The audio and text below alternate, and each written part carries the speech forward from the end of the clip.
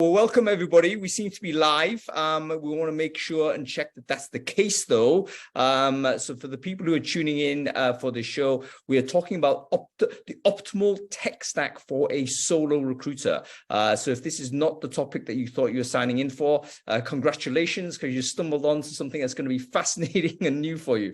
But if you were thinking about this, if you are a solo recruiter or are thinking about moving into a position where you might be the one person that's starting off as the first full-time professional recruiter for a business, this is the right conversation for you, because I have been in this position, and I remember the first time I did this, I literally had no idea as to how I was going to make the right decisions for that company, even when everyone else was looking at me for all of the answers. So I think it's really important that we have some people who are currently doing this, have done it, and then we're going to share some information, share some know-how as to how we can take this further forward. So just a quick sound check, everybody. I want to make sure everyone who is on Zoom and is sort of watching this can hear us okay. I was going to suggest you let us know in chat, but I don't think you can operate this. So let me know if you can operate it. If you can't, like, can you raise your hand or something? It'll be useful for me to know what degree of permissions you have. Okay, some people can actually do it. That's great. Okay, fantastic. Although it looks like you can only chat to us and not the rest of the crowd, which is annoying.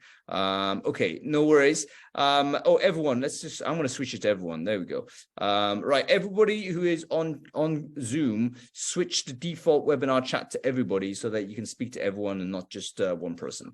I think that's starting to happen. Okay, you see the Q&A, by the way. Make sure you use the Q&A for the questions you want answered, because we'll be going to that towards the end of this webinar, and we'll come to them at that point. So if you have a question in your mind, stick it in there if you want it answered. Otherwise, continue with the chat as you see in the stream. We should also be broadcasting this live via multiple LinkedIn Lives, by the way, including my LinkedIn Lives, on Tripad's LinkedIn Lives as well, lots of other places. So if you're in those places and you want to contribute to the conversation, do make a comment at the bottom of the screen on the thread there. We've got an aggregator which can kind of monitor what's going on there, and we'll pull those questions and comments in to the chat as we go forward. So make sure you engage with us on those places as well. All right, let's get on with the show. And before we kick off, let's just introduce our sponsors. First of all, it is Tripad who are doing the show and indeed the series. An awesome ATS, great product, and a product that's got something very new and special for the SME marketplace. So let me hand over briefly to Dan Sutcliffe, who's going to tell us a little bit about that. Go ahead, Dan. Cheers, Tom. So I'm Danny. I'm a solutions consultant at Tripad. So my role here is to support SMEs from 0 to 1,000 employees with a new product, Tripad Grow. And I do find that most SMEs are made up of solo recruiters or indeed very small recruitment teams. And Tripad's been created to sit at the very heart of your recruitment tech stack. We've got an ever-growing ecosystem of partners from job boards, assessment tools, social media, built-in video interviewing, calendars, right through to onboarding and pushing data into HR platforms. And I think Tripad's ATS, it's a comprehensive platform designed to streamline and enhance your recruitment processes. And recruiters can efficiently manage every aspect of their hiring process from a single user-friendly interface. And the platform does offer a range of features, including job requisition creation, multi-job posting, candidate sourcing, screening, interview scheduling, and onboarding. And I think this will help, solo recruiters automate those repetitive tasks, save time and improve efficiency. But it also provides a centralized database to sort of store candidate information, allowing recruiters to easily track and manage applicants, CVs, and interview feedback. But I think most importantly, it provides insightful analytics and reporting capabilities, allowing you to make data-driven decisions and continually improve your recruitment strategies as well. Fantastic. At what point would you say is the right time to implement an ATS like Tripad Grow? For instance, are we talking 100 people, 50 people, 200 people? At what point is the right time?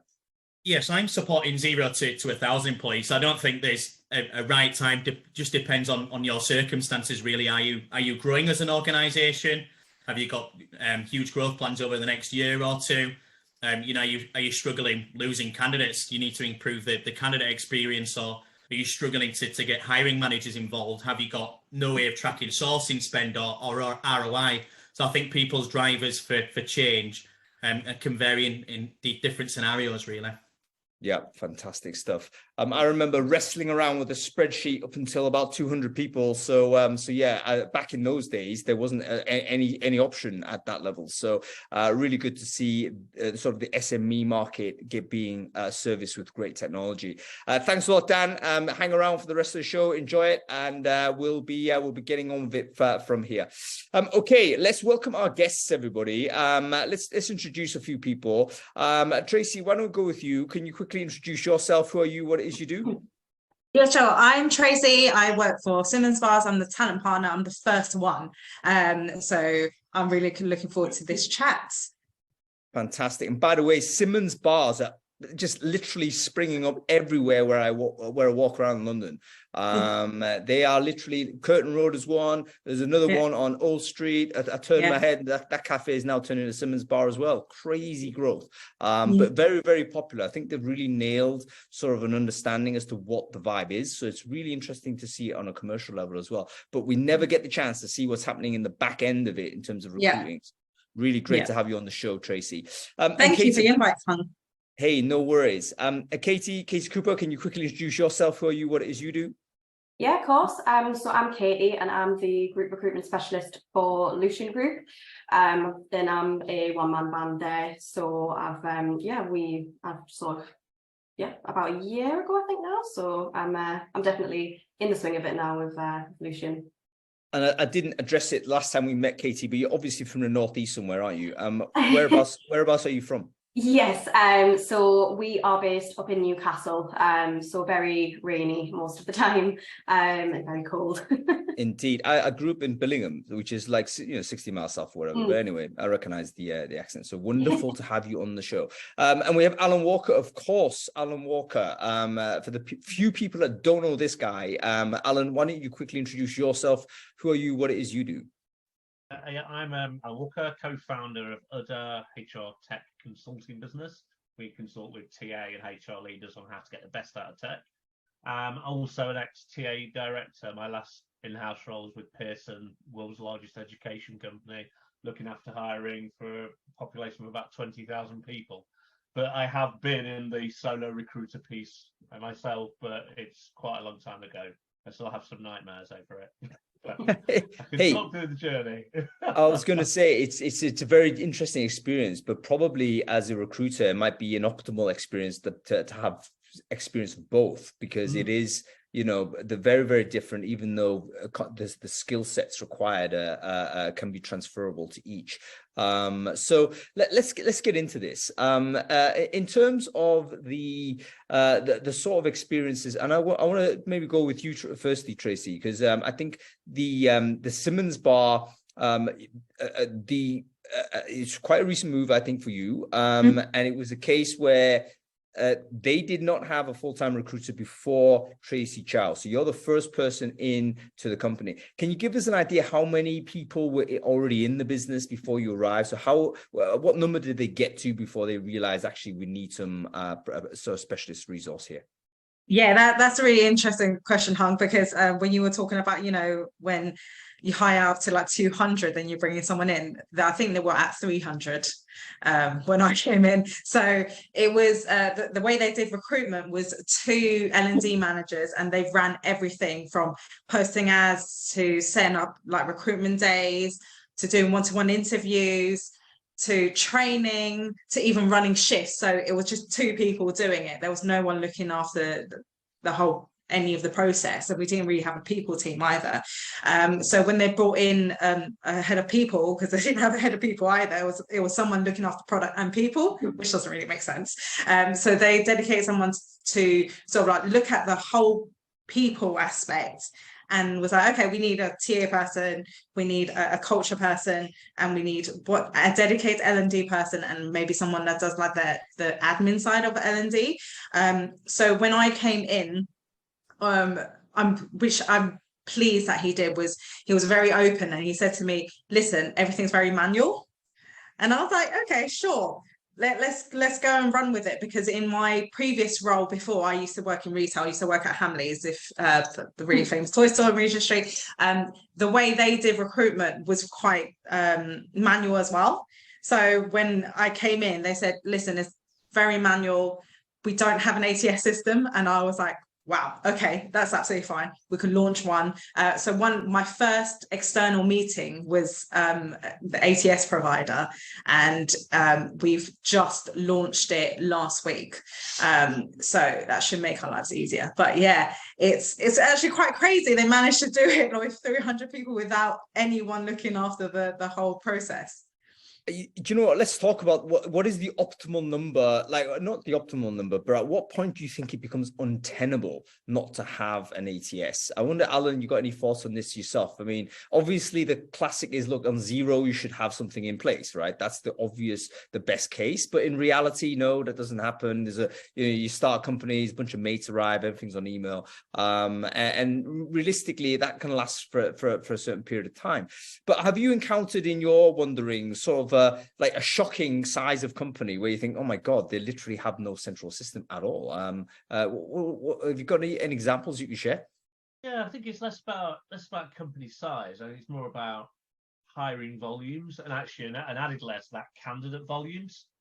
If you're hiring 4 or 5 roles a month, but you're only dealing with 2 or 3 candidates a role, you can probably still manage without an ATS. If you're handling 3 roles a month, but you're getting 300 people apply for every single role, you've got to somehow deal with 900 people that are applying for jobs, expect good candidate experience, and especially when you're growing a business, your brand is important, and we all know that candidate brand translates into consumer brand, etc., etc. So I think it's very much about the volumes you're dealing with of people as much as anything else. There's not an exact science to it, and we typically see that when organisations are coming to us for the first time, perhaps asking for help to go out and select an ATS, and it's the first time they've done it, they're typically around somewhere between the 20 to 40 hires a year is when they're making that decision to tip over. But we haven't done much in Tracy space, for example, where I imagine the candidate volumes are pretty high there. So I would argue there's a case to start earlier then. That's actually a really interesting insight, isn't it, guys? I mean, I just education for me, because sometimes you can look at the wrong numbers, and I was fixated on company size, like absolute headcount, but it's not even that. It is the applicant flow rate, let's say. So as Alan said, you might be hiring for one person, but that may be a super oversubscribed job, and you've got the choice of either not dealing with that, which leads to horrendous experience and people complaining online, and rightfully so, or you put into place some sort of system that can handle this excessive demand, this excessive supply of talent, should I say. So maybe that's the first thing you got to think about as the recruiter is to understand, okay, which are the jobs or vacancies that I'm asked to recruit for that are likely to be oversupplied with candidates. Because the ones that are really hard to recruit, actually, they are low admin, because there's nobody there. You can't find them. So you can't actually clog up the pipes with nothing to clog it up. But the ones that are really tough in terms of the administration side is where there is an excess of labor, loads of people coming in, and actually you've got to deal with it in some way. Katie, go to you on this. What's your sort of, I guess if you could analyze the sort of jobs that you need to be recruiting for, have you done the analysis to say, you know what, these jobs typically attract large volumes, and these jobs are actually, no one's going to apply to these ads? And, you know, how is your approach dealing with different types of jobs in terms of applicant rate? So for us, quite a lot of the jobs can be quite specialist. So we do a lot of, if nobody's really heard of Lucion Group, we are an environmental consultancy, and we have a lot of, well, there's 2 big sides to the business. There's the asbestos side, so the surveying and the analysis, and then there's also more of the sort of natural environment. So there's a lot of things that you need to look out for in those roles. We have a lot of positions where they need certain memberships, certain, you know, qualifications, degrees, things like that. So it can be quite tricky and, like I say, very specialist. So the number of applications for some of them can be quite small because of how specialised they are. So then that's where, you know, sort of more search and techniques tend to come into it for us to try and actively find those candidates when we do have, like, not very many of them coming through, I suppose. You know what? There's another really interesting insight, isn't it? It's the difference between searching for a candidate, so what we call active sourcing. You know, back in the day, that was like supposed to be the best way to do it, and then it's so-called attraction, so getting an advert out. And the difference is, by the way, guys, isn't that, you know, you get a better candidate one way or the other. The difference is you are in control of the, if you like, administrative load when you're doing active sourcing, because basically you can terminate the sourcing whenever you want, and you find one person, that's it. Whereas if you post an advert, you're not necessarily in control of that, because you don't know how many applicants you might get. You can guess. Or you can sometimes set a limit. You can cap it depending on what sort of advertising tool you're using, but oftentimes you may be overwhelmed. In fact, very famously, quite recently, I don't know whether anybody's been tracking sort of Indeed's move to change of payment rate, where they've gone to pay per apply. They came under quite a lot of pressure. Indeed did, because certain jobs were over subscribed in terms of demand, and companies were getting just charged a huge amount from what they previously had expected. So they basically, the companies didn't estimate the amount of applicants they would attract, and hence got hammered with a massive fee for what was a single job ad. So yeah, very, very interesting on this. So I guess one way to try and analyze this is what sort of jobs typically you would source for, and what sort of jobs you could just deploy an advert in and respond. Okay, back to you, Tracy. Like who works at Simmons? I guess we're looking at bar people and stuff like this. Is that an advert? Is it? Is that? Yeah, so we look for bartenders, bar managers, any sort of like venue manager, but also look after the head office side as well. And I would say when I first joined the business, it was a struggle with all areas. So I know, for example, when we open a new venue, when we're looking for staff, it's not just the quantity of candidates, but it's also the quality. So massive concern of some of our senior leadership team is that we didn't get enough people to even come to the recruitment days. But now it's totally flipped. So we've got like lots of good quality and good quantity numbers as well. We even was one of the things that one of the senior leadership said to me was like, I've never opened a venue with the correct amount of people that I promised to deliver. So it was my aim, it was my mission, it was my first venue, and it's my Shoreditch one. So I'm so proud of that. We basically overhired. We had more people than we thought we would. And I think with hospitality and retail, it's so difficult when we look for these entry-level roles, because some of them never had job experience, some of them it's a part-time job, they might not take it seriously. So, you know, standing on their feet all day, it might not be for them. And especially if, like, I didn't realize this until I joined the business, it's so difficult being a bartender. You have to remember like over 50 recipes. We call it specs in the industry. And they get tested every month to make sure you remember how to make cocktails that you don't usually make. So usually it's like a mocktail, for example. So they go through loads of these sort of tests. So I understand why, you know, we might bring a really good candidate on board and, you know, they join the team, they're really enthusiastic. And then once they get down to the hard work in remembering how to make the cocktails, how to hold the bottle properly, and keeping eye contact, communication with the customer, and try to pour the drink at the same time, it's a lot. It's a lot. And especially if you've got like 6 deep of guests that you're thinking like, when, like, and the person in front of you have ordered like 12 drinks, you're trying to do that at the same time. So it's not for everyone. And it's so we get a lot of dropouts, unfortunately, after maybe like the first, second week. So, but now it's sort of changed. We've improved the L&D process as well. So yeah, there's those type of roles we were looking for. And when you were talking about earlier about the Indeed, they changed the way about the pay. I absolutely felt that when I posted a project manager role.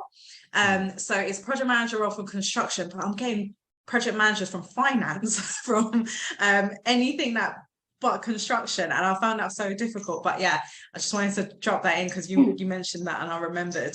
But yeah, it's bartenders usually. Do you mind me asking how, again, this is not hammering Indeed at all, but do you mind me asking sort of how much that you overpaid for that ad? I mean, what was the number?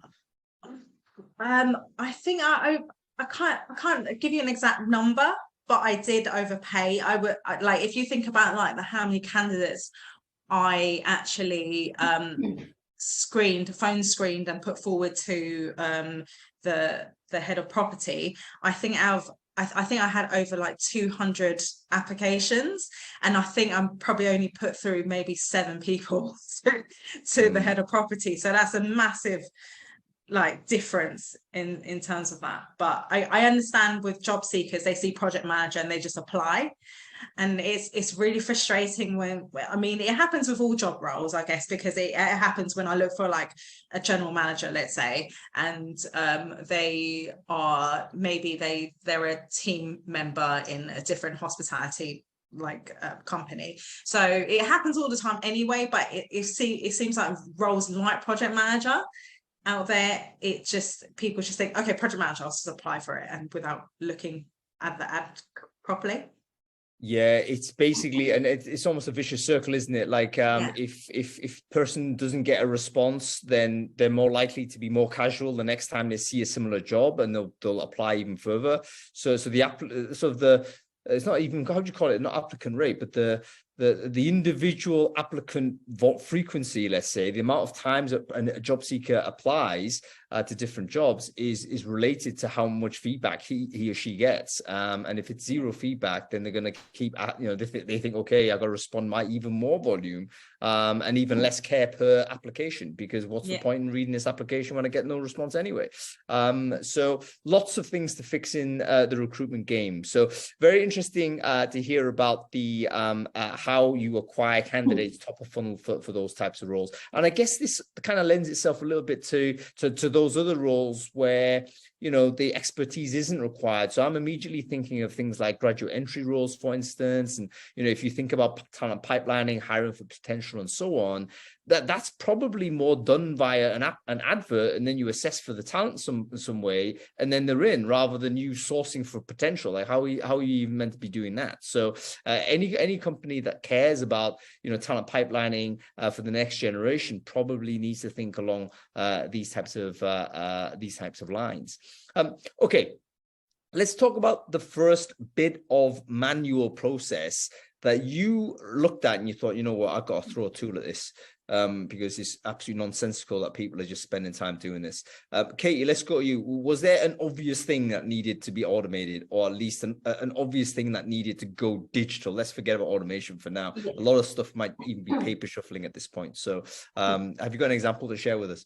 Yeah, so when I first joined here, the recruitment system that we did have, there was one already in place, but it wasn't really fit for purpose for the size of the business anymore. And part of that was the reporting, applicant tracking, like you've said, and as you had also mentioned about your previous experiences, Hung, is having the spreadsheet that you use where you track everything, and then when it comes to board reports, things like that, it is very difficult to then get that information quite quickly for them. So that was something that was a big factor when we were then looking at new ATS systems, finding one where we did have a really good report and dashboard, and it was sort of that quick where you could, at a click of a button, get the information, and it was a lot easier to track, because there was many a time where we were lost in spreadsheets quite often.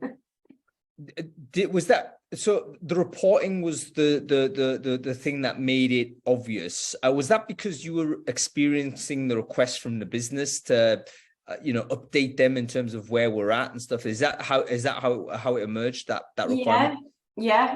Simple fit. It was we thought that there was sort of a reporting functionality in the existing system, but when it came to simple reports, sort of like, I don't know, for argument's sake, how many people have applied for the month, how many were then moved to interview, how many were rejected, hired, how many were offered, things like that.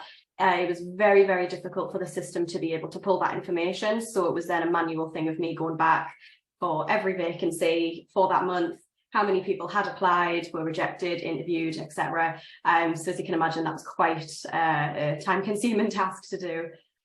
Yeah, I mean, that's a nightmare, isn't it? I mean, just imagine yourself in KT's shoes, everybody, you know, having to go retroactively go back to an advert or something, and, you know, trying to track the number. You're probably manually counting the number of sort of applicants, aren't you? It might even be pen and paper time. I mean, it's in order to make. It was just like a little tally chart to try and remember where I was at, and trying to then recount it to make sure I didn't get the figures wrong, and wasn't fun. You know what? We shouldn't underestimate how many businesses are operating in this way. It's probably still the majority. You're nodding your head there, Alan. I reckon, because we're always talking to quite tech-savvy businesses and quite forward-looking companies, I would say. And probably everyone watching this webinar is probably of that milieu, because, you know, why would you be watching a webinar in the middle of the day on recruiting if you weren't already totally into it? But I tell you, there's going to be like 99% of the people who are doing the job of recruiting other people probably are just, you know, whatever approach to it, and then wrestling with, you know, really old school methods. So we shouldn't underestimate, no matter where we're at with the latest shiny thing, how far behind companies might be. Actually, Dan, I want to come to you on this. Do you have any idea what the sort of the installation base of ATSs is generally in the UK? Or maybe, I don't want to share anything proprietary for Tripad, but I'd be quite interested to know whether anybody's done any study on this. Like, how many companies have actually implemented a true off-the-shelf ATS versus, you know, jamming something together with, you know, other tools like email folders and stuff. I remember back in the day, you know, having Outlook folders as being a classic way to organize a bunch of candidates. You know, I mean, that was at one point, it's probably still a dominant way to do it, I think, for a lot of companies. But I don't suppose you have that information to hand, do you, Dan? It's not something that I don't think many companies I don't have the figures around that, unfortunately. No sweat. I saw a statistic bandied around, and I don't know whether it's UK specific or global, or it might have been US, but it said something like 35% of small businesses have got an ATS. So it means, 65% haven't. And given the vast majority of businesses here in the UK are small businesses, like millions more compared to, you know, anything over 300 or 400 people, that's a lot of companies, a ton of companies. Yes. Yeah, a lot of companies, and as you mentioned, Al, a lot of the companies in terms of the hiring volume are never going to have the volume to really justify. So it's okay. We're not ragging on companies that, you know, you don't have to have an ATS if your hiring volume is, as you say, you know, less than 5 a year or something, whatever it might be. But if you are scaling, if you're growing as a company and you've got ambitions to really move forward and grow in size, then obviously that's the point where you need to make the decision. Let's move away from ATSs for a second. What other technologies were obvious that need to be part of this stack? Because what we're talking about here is not just the core system. We're talking about the optimal stack for a solo recruiter. What other things do you think are relevant for you? Again, Tracy, Casey, quite early into it, but maybe you're already starting to think, you know what, I really could do with this. This would save me time. Any thoughts on the next thing that you might implement? Tracy, go to you first. I mean, we're still so early. We've literally just launched at ATS, but there's nothing I can think of at this moment in time, unfortunately. Possibly putting in a pre-assessment tool to you know, what I'd like to do is, once a candidate applies and I've screened the CV, then I'll give them an assessment to do. I think that's the way forward, I think, to select the right candidates, especially in my business at the moment. What we find is, like, we find a really good general manager. They interview very well. They seem to be really personable, which we were looking for, and they've got lots of experience. When it comes down to it, there might be some issues with performance, and I think something like assessments, like AI assessments, would be really helpful for us to sort of figure out how a person is, and we could tailor the interview as well. I think that's one of the tools that I'm looking at. Pre-assessment tools, do you use or recommend? We're not using anyone yet. but I have looked into a few when I was at RecFest. So one of them is called Assess First, and their tool, because I've tested out their tool, and they've given me a really good profile as well, a summary of how I am as a person. I gave it to my line manager as well, and he's like, this is really accurate. So I think that's really helpful in doing that, and it saves us a lot of time as well, finding another candidate to fill the role again if they don't work out. No, absolutely. So pre-assessment tooling, maybe, Yeah. and again, I can understand even the relevancy of that if there's a high applicant flow scenario.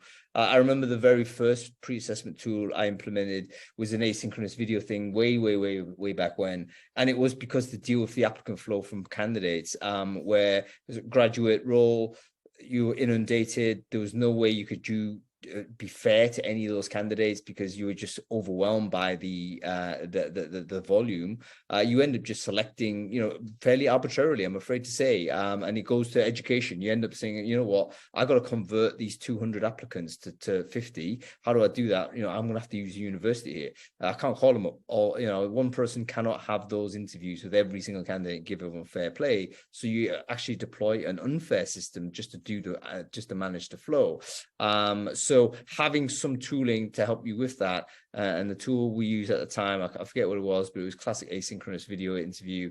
But it just asked the candidates to record, hey, can you tell us about yourself, 60 seconds, please. And from that, we could just, firstly, a lot of people didn't do it. So that was one way to reduce the flow.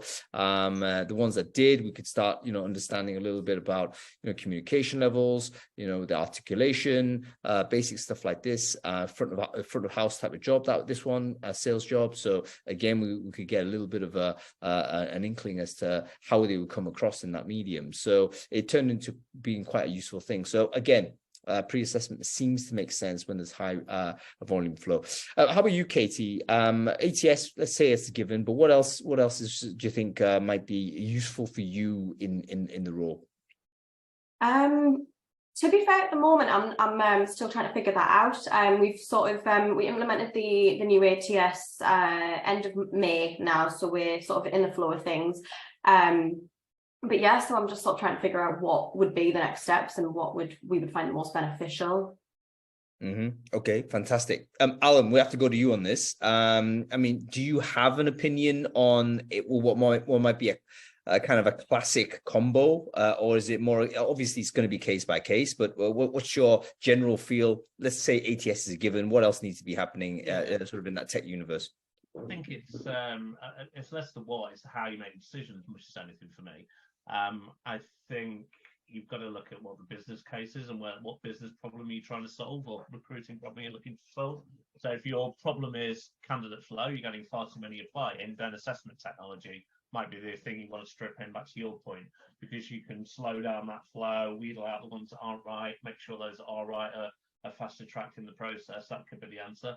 If you're struggling to find people, some kind of sourcing tech, and somebody commented a second ago, things like the aggregators out there, Hire Easy and tools like that, it may be that's the right answer. It might be that actually everything around recruitment's pretty good, up to the point of actually having offered somebody and them accepting, and then onboarding fails miserably. So it might be onboarding tech that actually is the secret sauce, because you want to make sure that people go from recruitment to becoming an employee in a really smooth way. So it's looking at where your bottlenecks are, where your biggest problems are, where your biggest problem statement is, and solving for that, but not trying to solve 10 things at once. I always think of recruitment like a product manager would think about building a product out, little iterative steps. So what's our next big thing? What's the next biggest feature we should roll out for our as a recruitment service? It's going to meet the needs of candidates, hiring managers, and the recruitment team as well. Yeah, very, very good. So this is the mindset shift, is really analyzing what the problem is. And Katie, to your point, part of it was the lack of reporting, maybe the problems weren't discoverable. So the ATS hopefully will solve that, because suddenly you can find, oh, look, our conversion ratio from submission to interview is really weak. Why is that? Oh, it's this reason. Oh, maybe you need some interview intelligence in there or something. So yeah, it's basically being able to understand sort of what the numbers look like in terms of moving through the flow, and then figuring out whether there is a category of service or product that can help you with this. Let's move on to that point. I mean, is there a way to discover the product? I mean, sometimes the problem may not be so defined that we often lack the language to describe it. So, how do we sort of pour our way forward here? Some things I think are obvious, like, okay, we need more candidates, sourcing tool, even basic, like you upgrade your LinkedIn recruiter or something. But what if we find out, for instance, we're not certain about our interview quality? How do we even know to find a product for this? Alan, let's leave this one with you. I mean, is there an exercise you go through with a customer to try and uncover some of this and give them the language to start looking at products and stuff? Yeah, absolutely. We call it discovery. So it's actually wrapping some wording around and kind of defining the problem statement as well as you can. So understanding what the challenges you're trying to tackle, what might be some of the solutions in terms of how you want to tackle them, but what ultimately is the end game, but then putting something descriptive around that. So when you do eventually go out to market and start to look at different products or different types of products or even categories of products, you can be really clear to the folk you're reaching out to, this is the problem that we're looking to solve. And just be really kind of straightforward with people and say, are you able to help me solve this problem? So you're going to market with a clear definition. You might not necessarily go and say, we want something with these bells and these whistles, it's this color and it's this size, but you're saying this is the problem we're looking to solve and can you help me solve it? Because often there's more than one way of tackling things. So that's why it's important to know what you're trying to tackle and to define your requirements as well as you can before you start going to market. Yeah. Important to try and find that information out before you go, and there's all kinds of ways in which you can access that information. So one of the things, I mean, obviously you guys are watching a webinar right now. Obviously a good way to try and do it is to connect with companies or people that tend to be talking about this a lot, and if so, over time you'll just start accruing information simply by being in amongst this all. There's a lot of communities out there that are worth participating in. So if you're not part of these online groups and even in-person groups, in-person events, we talked about RefFest before, get yourself in amongst that lot, because again, that increases your kind of the amount of information that's permissible to come into your universe. You expand that and you're going to be in a better shape to discover things.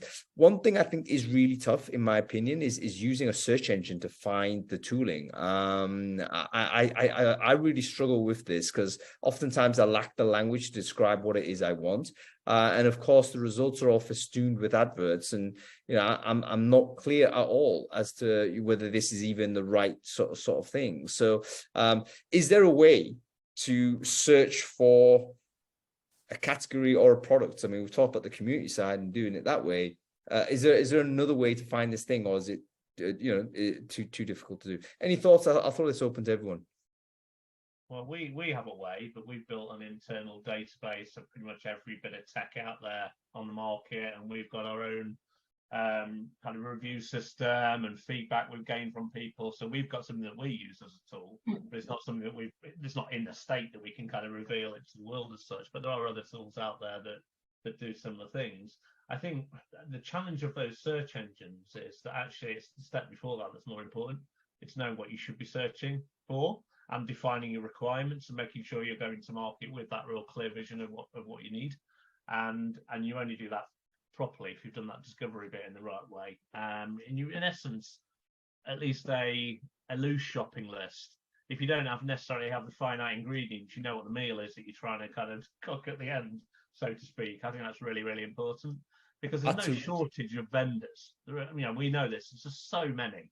And in reality, we've taken so many clients through ATS selection processes, CRM selection processes, when we've started often with a long list of 20. And often of those 20, at least a third of them could actually deliver the needs of the client. So there's no shortage of choice. The problem for the client is making sure they're making those choices in a really objective way. So again, go back to the point of saying, this is what we need it to achieve. Because the final decision often comes down to which one do we like the look of? Which team can we work with? Not the function and features of the actual platform itself. It's very difficult to make a decision, isn't it? Again, I cite my own sort of experience, early days trying to implement an ATS. And, you know, I was getting pressure from CEOs that wanted their version of cool. And I was looking at another thing that I thought, actually, this does the job better because it had, you know, these features. And it was difficult to make that decision against, if you like, almost the will of the direction of the business. Let's talk about that as an example. But Katie and Tracy, both of you have implemented ATSs. Probably the most significant core technology for a recruiter to put into a business. Can you tell us a little bit more about sort of how that procurement process went? So for instance, you know, how many people, where did you find the short list of options? Was there a short list, or was it always the one that you chose? Who was inputting into this? Like, were you in charge of it, or really was someone else giving you like more than heavy nudges to say, yeah, by the way, I really like this, Katie? You know, those types of things. Can you talk us through that experience? Katie, as I mentioned you now, let's go with you first. Yeah, so for that process, what I did is on LinkedIn, I'm part of a what's it called? It's a talent acquisition hub, and it's sort of an advice hub that somebody had created, and there's quite a few tiers in there. And I just put out like the feelers out as the first instance, and just sort of said, you know, for the size of our business, has anybody got any, you know, recommendations? Has anybody worked with any systems that they feel were really good? And, you know, sort of try to get a little bit of insight that way. And also I took a few of the responses down, and then I also just did a little bit of Google searching as well on top of that, just to see what ATSs were coming up for sort of small to medium sized businesses. Sort of started to make a list and looked at what their key features were. The other people that were involved for us for that implementation process was my manager, the group HR director, and then also the group internal marketing communications lead. So we were sort of, it was the three of us really that were, you know, sort of looking at what features that we needed from all perspectives, because we did also bring in the onboarding and the contract generation through the ATS as well. So there was the involvement with HR. And then also the career site element has also been brought in-house with marketing off the back of the ATS. So yeah, that was sort of the process that we followed, and just sort of went from there in terms of getting demos and bringing that shortlist down. Was there anybody that wanted to be part of the process that you had to deny? I mean, you know, I'm thinking some hiring manager might decide, yay, where's my voice in this? And what do you do? I mean, I don't know. We didn't, to be fair. We did sort of manage to keep it just sort of more within HR and marketing. There wasn't any more sort of our outside noise in terms of anybody else that wanted to be involved. When it came to the sort of testing side, when we did pick one and we were implementing, I did sort of get sort of some of the key hiring managers that we do recruit with quite frequently to get involved in the testing side. And sort of get their input then and see how they felt that the process has worked, and if we needed to make any tweaks at that stage. Yeah, fantastic. Oh, by the way, anybody want to check out a big list of things? Lee Candiotti, but thank you, Lee, for sharing this. But Dean DaCosta has a Start Me page, which basically is updated as well. So it's not only extensive, but it is actually updated by Dean in terms of, you know, what sorts of tooling in what categories. So let's spool it all back. If you don't even know what category you're talking about, using that as a template is actually quite useful. And then within that, of course, there's tooling and actual sort of products you might be able to demo and test. Tracy, how many demos is too many demos? I think buying an ATS is like buying a house. Like, you may think, you know what, I'm going to go see 20 of these things. No one does that. Everyone sees 5. You're knackered. You're going to choose off, you know, you're going to choose the 6th one, basically, aren't you? So is there a limit to how, like, is there a limit to how many you're going to want to see when you're buying a product like an ATS? I mean, when I was introduced to the ATS, potential ATS going to come into the business, it was already done for me. So the head of people had already seen quite a few demos, but when I came on board, like I said previously, it was my first external meeting. I think I met with maybe 3 different ATS companies, and I think, to be honest, once you've seen about 2 or 3, you know which one you like. And I think and also it depends on what business you're in. I think with us, when you talk about were there any outside voices that needed to be involved? Definitely for us, it was our actual financial director, and the reason because it was he wanted the onboarding process to go with our what do you call it? Bear with me. It's also like our finance system as well. So for us, our HR system is our finance system as well. Very strange. Like I don't really know how to explain it to people. Basically, all the sales data goes through there as well. So it's also our HR system. So he basically wanted us to have an ATS system that linked to that system. So in that sense, it was easier for us to choose that particular system, but luckily we like that system and we think it's really easy. And that was the onboarding implementation that was already integrated as well. So I would say if you don't have that if you don't have outside noise, I think you'll see 3 or 4, and I think that'll be enough, because if there's too many, you might be wasting their time, you might be wasting your time when you already know. Sometimes when you've seen it twice, you're like, fine, that's enough. That is an underrated problem, I reckon. How do you identify who the stakeholders are? Sometimes we can assume the stakeholder is anybody that cares. Well, yes, but also that they don't have equal weighting. Do you know what I mean? There's certain people that want to get involved in everything, and that's wonderful to see the enthusiasm for them in the business. But in fact, their say can't be weighted in the same way as the operator of the tool, for instance. So that we probably don't have time to quite explore that, but it would be an interesting conversation to have. How do you actually select who's in the room to make these decisions?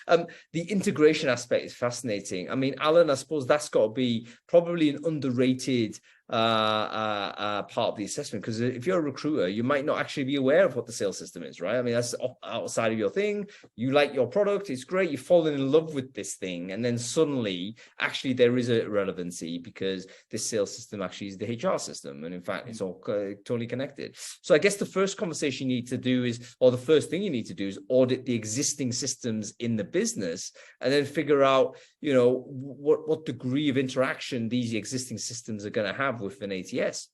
Yeah, it's seeing where the ATS falls into your overall organizational technology stack.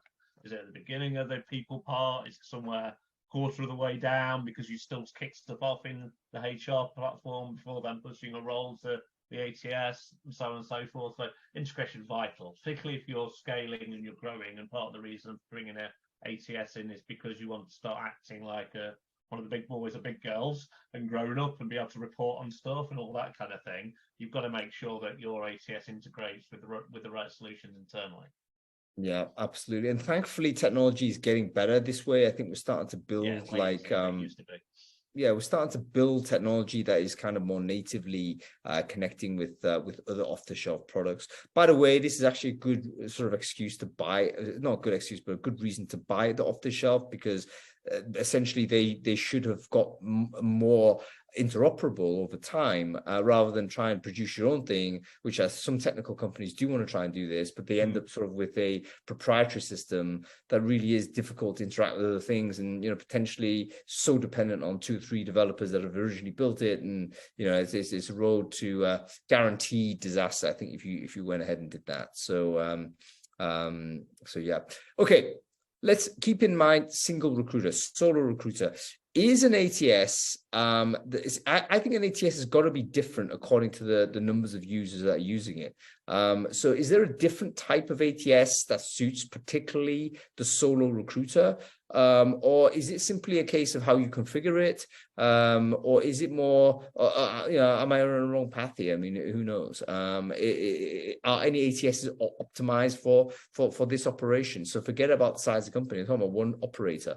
Any thoughts on this? I mean, let's go to Katie and Tracy first on this. Do you get a feeling when you were demoing or entertaining demos from these companies whether their product was designed for a solo operator, or was it genuinely designed, for a bigger company, but they could give you something that would work for you? Yeah, when we were demoing, it definitely did come across more that the ones we were looking at were designed for sort of slightly larger recruitment teams, but like you say, they are quite easily adaptable to be sort of solo led. And the one that we did end up going with, it is quite easy to operate as a solo person, as you say, just by configuring and sorting out the dashboard to how you want it to work. How about you, Tracy? So with us, because what we really want to do as a business is push the ownership to the venues. So it's very important to us that it works with like multiple users, because we've got 26 sites. So that's at least 26 GMs, and then you're not counting their AGMs as well that are responsible for the venues. So for me, it was really important that I am the admin person. I have control over everything. So when I'm uploading any templates or anything like that, it's locked. So all they do is fill in the information that they need to give to the candidate, but the tone is the same, everything like that. So I think that's important for me, for me to have the admin tool and then delegate everything else to the venues, and they can own their own recruitment. Yeah, that's another really interesting. Sorry, Casey, you were going to say? I was just going to say I agree with that. With ours, we've sort of done it very similar in terms of job templates and requesting vacancies and stuff. And like you said, Tracy, it is all locked, and it was something where me as the admin, I've gone in and pre-selected so that they only need to change what the head count is, and they just input the location that they want and stuff like that. So it's all very set for them. Yeah, very good. I remember having a conversation with the US company that ran like barbershops, and they had like hundreds of barbershops out there, and of course they were franchised, so every shop was an owner manager effectively, and that owner manager would do the recruiting. Of course he would, he or she would want their own staff on their choice. So one of the challenges they had was, okay, how do we get an ATS that operates at head office that we can get overview, but is usable to someone who actually runs a shop? So that's consideration. That's also the case. What is the nature of your business? Not every business is basically a HQ or a software company that everyone sits at computers. That's a big component of it. Okay, how about you, Al? I mean, what's your thoughts on optimize for a solo recruiter? Is it simply a case of buying a different tier? I mean, these days, maybe it is just that, It can be, yeah. There are solutions that are probably better geared up for smaller teams or even solo recruiters. But I was thinking, if you've got any plans to grow further down the line, buying the thing that's going to be your next step almost is probably what you should be looking at, rather than what's exactly right for me now, what's going to be right for me in 18 months' time. Because you don't want to be swapping your ATS every 18 months. That's too often. Every 3 or 4 years is pretty common, pretty normal, but you don't want to be doing it every 18 months. So I think kind of one step of the evolution ahead. It's like you're back to your analogy about buying a house. If you're a single guy, you might be happy with an apartment, but if you're going to get married in 6 months' time and you're going to have kids in 12 months' time, you might want to buy a house because you're going to rather than move. It's just kind of thinking about the next step forward, really. Yeah, I think that's a good policy, isn't it? To have a think about the next growth. Like if you hit your growth plan, you've been brought in to do a reason for some reason. Have a think about what's happening when you hit that target, because that's where you might need the right tool. And by the way, I don't think any TA person ever does like more than one ATS swap out, because if you've swapped one ATS out, you're going to ask your boss, you're going to swap it out again in 6 months' time. Guess what? It's not going to look very good on you. And I think even from a personal professional perspective, you just wouldn't do it. So I think the maximum amount of times anybody's going to do an ATS swap out is one time per company. Even though sometimes there might be circumstances which would justify the change again, but very rare to do this. Folks, we're really running out of time, so we've got lots more to talk about, but let's hit the questions real quick. If you have any questions for our wonderful guests, please use the Q&A function at the bottom of the screen. We're going to go through them, and then we're going to finish off with a few takeaways for people who are entering sort of maybe the first-time recruiter for the first time, what kind of advice that they may have there. Okay, let's just quickly check on what chat is. No, that's fine. Okay, we have we have Lee Candioti, always actively. Wonderful to see you here. What tech tools do we need to make sure that you can be a top performing recruiter in the business? Well, in this case, we are the only recruiter in the business. So I guess we must be default top performer. Yeah, we are the top and bottom performer. However, it is interesting is performance always relative? Or is there objective standards that we can measure a recruiter performance against? I don't know. What are your thoughts on this? Have you thought about how you measure your own performance in this? Like, has anyone given you direction in one way? What's and is there tooling around that? Tracy, any thoughts?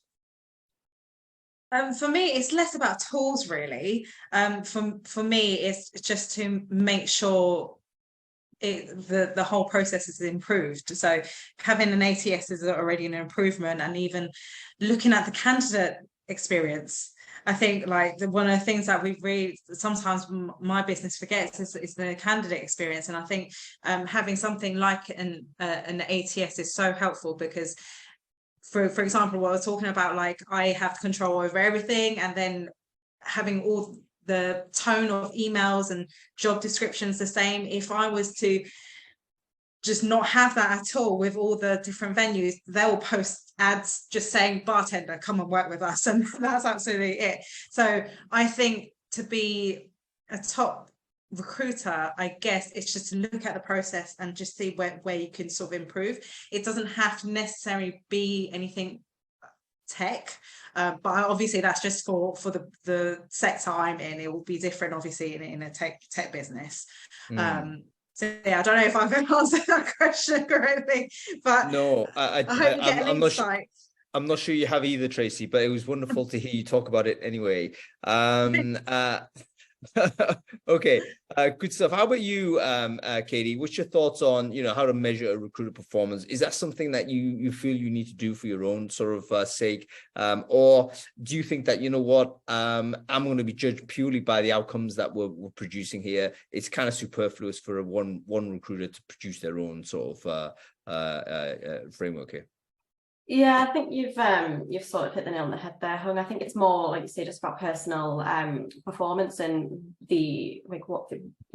what your output and sort of what your success rate is and things like that, and sort of how you can measure in sort of your hires and things like that as to if it's sort of if you're doing well or if you're not doing so well, and then being aware of your current market as well in terms of if it is really difficult at the moment. That's obviously something else to consider in terms of numbers. Bear in mind, by the way, folks, if you're the first recruiter in, the likelihood is the organization doesn't have any recruitment metrics at all to figure out what is good or bad. So one of the things you've got to do is to understand what baseline is. So maybe the first thing you've got to try and do is to spend a bit of time recording what has historically gone on in terms of, how many candidates, what the conversion rate is, what the submission ratio is, all of those things. And then I guess the thing that you can measure your own performance against is how those things have changed over time. Whether you want to take it as a 3-month snapshot, 6 months, 12 months, or whatever it is, then you can go ahead and do that. But there's a very good chance that the business itself is unaware of what numbers they need to be looking at. So it's your role to really connect against that. Folks, we are running well out of time, so we have to go straight into kind of the recommendations and takeaways for a solo recruiter that is trying to optimize their tech stack. They've just got this job, companies, 250 people, first recruiter in, they want to grow to 500. What is a bit of advice that you would give this person? Tracy?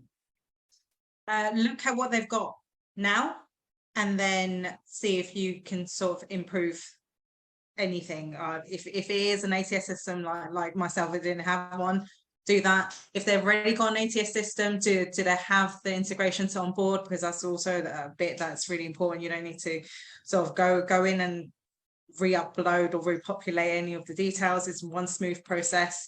And that, yeah, I think that's it. Yeah, there's got to be some glaring problems, right? If there is a glaring Yes. problem, the first thing you've got to do is to try and resolve it. That may, in fact, be the most obvious low-hanging fruit. Katie, what are your thoughts? Bit of advice for this person just getting this job for the first time. Yeah, well, similar to Tracy, you know, get in, see what they've currently got, and see what you think that you can get in to make the process any smoother. For instance, if from a sourcing perspective, if they don't have any access or anything like that to any CV databases, or if they don't have any, you know, sort of LinkedIn Recruiter, things like that, is that something that from a first instance, is that going to make it any easier for you to attract any candidates? And then, like I say, as Tracy had said about the ATS, if they don't have one, see if there's one you can implement, or see if the one that they do have, if that's actually serving its purpose, and just sort of go from there, really. Yeah, fantastic. Alan, final word to you. Oh, yeah, two things, actually. One of them is it's better to make one small change every couple of weeks or so than it is to make one big bang one every year. And so kind of think like a product person and kind of roll out incremental changes in terms of your tech stack. So that might be tweaking something, optimizing something, whatever. And the other thing is to make sure you fully understand the capability of the tech you've got already and you're getting the most out of it before deciding to rip everything up and replace it. Yeah, very, very good. Okay, folks, listen, that's it for today. We're going to be kicked off. I think there's a hard stop on this thing, so there might not be, I might not be able to finish my epilogue here. But I want to thank all of our guests, Tracy Chau, Katie Cooper, Alan Walker. Wonderful to have you on the show as well, Dan Sutcliffe. Thank you, everyone else, for watching this show. We're going to continue talking about this particular persona, the first recruiter in. How do you do it on a budget? In fact, that's the next topic. How do you do employer brand as a solo recruiter on a budget? We often hear, if you ever think about EB case studies, it's always with these mega B2C brands that, yeah, we've done this. We're Red Bull. We dropped a guy from outer space. Yeah, of course you did. Yeah, you know, you're Red Bull. You can go ahead and do this. I'm one person. I've got zero budget. How do I build employer brand in this space? That's the topic of the next show we're going to do on this series. So if you're interested in that, do let us know. Our friends at TriPad will be sending you a message. We've already set this event up, by the way, so you can register on that straight away, and we'll see you on there next time. So that's about it. Thank you for watching. I hope you've enjoyed it. We'll see you next time. Thank you. Bye. Bye, everyone.